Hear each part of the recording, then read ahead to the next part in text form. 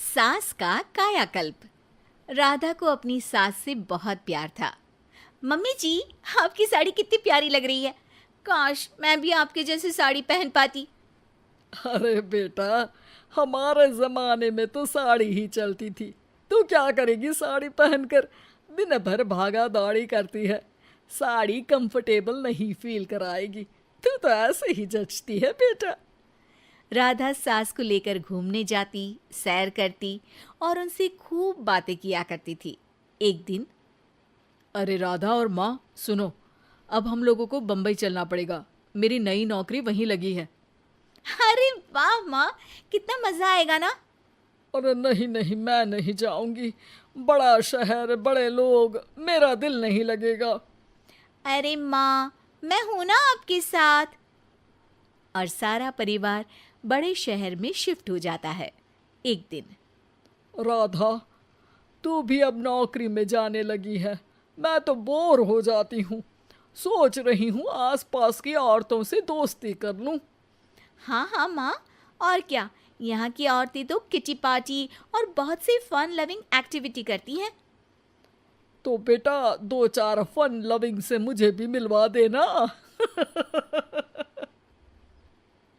बहू सास के साथ बाहर निकलती है तो देखती है कि सास की उम्र की जो औरतें टहल रही हैं, उनका पहनावा ओढ़ावा सास से बिल्कुल अलग है।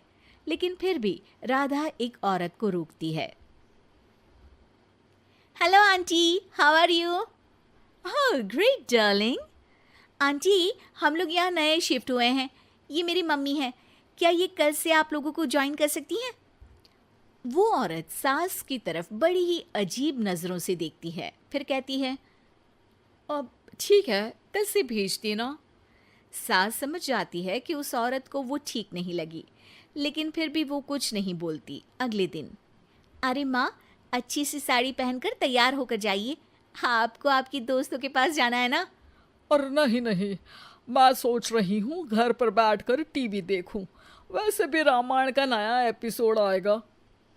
नहीं माँ, आप जाओ ना, लोगों से मिलो, बात करो, अच्छा लगेगा। ना चाहते हुए भी सास उन लोगों के पास जाती है, लेकिन सभी सास से बुरा व्यवहार करते हैं। सास मुंह लटकाकर घर आ जाती है। बहू समझ जाती है कि सास को कुछ हुआ है। वो रोज सास को पार्क में भेजती, लेकिन सास रोज मुंह लटकाकर वापस आ जाती। क्या हुआ माँ, आप बाहर जाकर खुश नहीं होती हैं? अरे बेटा, खुश तो हूँ लेकिन लेकिन क्या माँ, आपको तो लोगों से मिलना, बातें करना अच्छा लगता था। मैं देख रही हूँ कि आजकल आप बाहर से आती हैं तो परेशान सी दिखती हैं। सास कुछ नहीं कहती, अपने कमरे में चली जाती है। अगले दिन राधा चुपके से सास के पीछे पार्क में जाती है। हेलो, कैसे हैं आप लोग? एक औरत मुंह बनाकर साइड हो जाती है। सभी एक दूसरे से बात करती हैं, लेकिन राधा की सास साइड में चुपचाप अकेली बैठी रहती हैं। राधा घर आती है और सास के वापस आने का इंतजार करती है। सास मुंह लटकाकर घर आती है। अरे मम्मी जी, तब से इंतजार कर रही हूँ, जल्दी तैयार हो जाइए, मार्केट जाना है। राधा सास को लेकर बाजार जाती है और उन्हें कुछ मॉडर्न कपड़े दिलाती है। अगले दिन सास उन कपड़ों को पहनकर पार्क में जाती है। Oh my god, you are looking gorgeous. Beautiful top, कहाँ से लिया? हे, मेरे घर में कल किटी है, तुम जरूर आना। अजीब औरतें हो तुम लोग। मैं रोज आती थी तब तो तुम लोग सीधे मुंह बात भी नहीं करती थी। आज इन कपड़ों को देखकर तुम मुझे घर बुला रही हो। लेकिन सुनो, अब मुझे तुम लोगों से कोई बात नहीं करनी और ना ही दोस्ती करनी है। अरे तुम तो बुरा मान गई। वैसे दोस्ती नहीं करनी थी तो ये कायाकल्प क्यों किया? ये मेरी बहू ने किया है।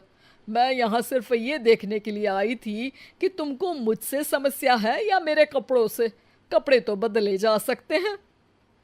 अच्छा चलो, जो भी हो, अब हम लोग तुम्हें अपने साथ रखने को तैयार हैं। लेकिन अब मुझे तुम लोग नहीं पसंद।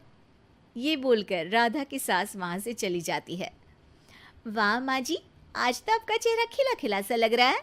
लगता है आपकी सहेलियों ने आपको अपना लिया। हाँ, वो तो अपनाना ही था। दिखावे वाली जो है वो, मेरे कपड़े बदलते ही उनका दिल बदल गया। लेकिन आज मैं उन्हें मना कर आई, अरे क्यों माँ जी? क्योंकि उन लोगों को मुझसे नहीं मेरे कपड़ों से दोस्ती करनी थी। वैसे मेरे पास तो तू है ना, मेरी प्यारी बहू, मुझे किसी की जरूरत नहीं है।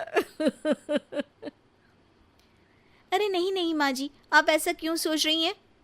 बेटा ये गलत भी तो नहीं है, जैसा देश वैसा भेष। क्यों? ठीक है ना माँ, अब जब ये हम लोगों का देश है तो क्यों ना हम यहाँ का भेष अपना ले।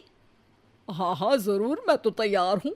समय के साथ खुद को बदलने में कोई बुराई नहीं है, लेकिन कहीं नकल के चक्कर में बंदर ना दिखने लगूं। खैर, बहू लग जाती है सास की कायाकल्प।